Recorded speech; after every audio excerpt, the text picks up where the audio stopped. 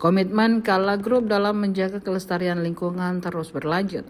Dalam rangkaian hari ulang tahun atau HUT Kala Transport dan Logistik ke-28, mereka kembali melakukan penanaman bibit mangrove sebanyak 31.000 pohon di Kelurahan Takolabua, Kabupaten Pangkep pada Sabtu 25 Juli 2026. Penanaman tersebut dilakukan di area pesisir seluas 3,1 hektar dan menjadi bagian dari upaya keberlanjutan Kala Group untuk memulihkan ekosistem pesisir yang terdampak abrasi. Program penanaman mangrove tersebut pertama kali dimulai pada tahun 2022 bertepatan dengan HUT Kala Group ke-70. Sejak saat itu, kawasan Kelurahan Takolabua menjadi salah satu fokus program lingkungan Kala Group untuk mendorong pemulihan ekosistem pesisir sekaligus menjaga kawasan dari ancaman abrasi. Dengan penanaman terbaru ini, total mangrove yang telah ditanam di kawasan tersebut sejak tahun 2022 mencapai 144.000 pohon dengan cakupan lahan sekitar 12,5 hektar. CEO Kala Translok Muhammad Gunawan mengatakan, kegiatan penanaman mangrove menjadi salah satu bentuk nyata komitmen perusahaan untuk memberikan manfaat bagi lingkungan dan masyarakat sekitar. Datang dan terima kasih atas kehadiran Bapak, Ibu, dan hadirin semua dalam acara Aksri.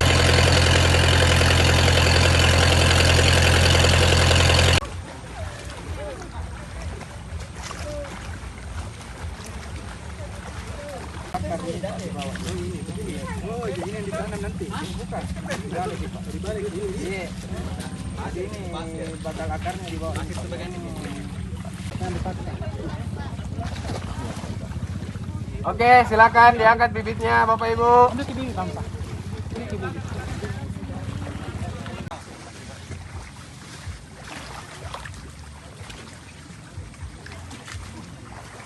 Wanti, sedang kamu Wanti? Mana weh? Ini kan Mbak? Oke. Thank you.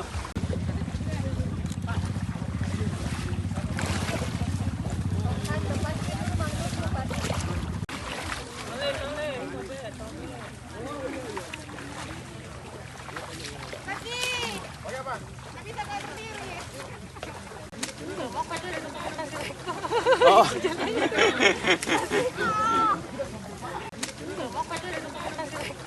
Oh. Para teman-teman volunteer untuk melanjutkan penanaman. Satu volunteer 10 sampai 15 tahun ya Pak Adit. Ya. Media bagian dari sahabat kita ya untuk bisa mempublish kita punya bisnis. Kala Translok ini kita ada 3 perusahaan di dalamnya. Ada PT Bumi Jasa Utama, ada PT Bumi Lintas Utama, dan ada Bumi Logistik Utama. Ya. Nah, tentunya banyak sekali kegiatan yang kita lakukan di tahun ini dalam rangkaian ulang tahun kita. Salah satunya pasti lingkungan, dan yang lainnya juga kemarin kita juga full kegiatannya itu dengan sosial. Ya, jadi ada donor darah, ada periksa mata, ada apa dan seterusnya, yang memang kecenderungannya adalah bagaimana kita melibatkan masyarakat sekitar, bahwa kita selalu diminta dari pemilik perusahaan untuk bermanfaat, ya, bermanfaat bagi sekitarnya dan warga yang sekitarnya. Nah, itu bagian dari komitmen kita.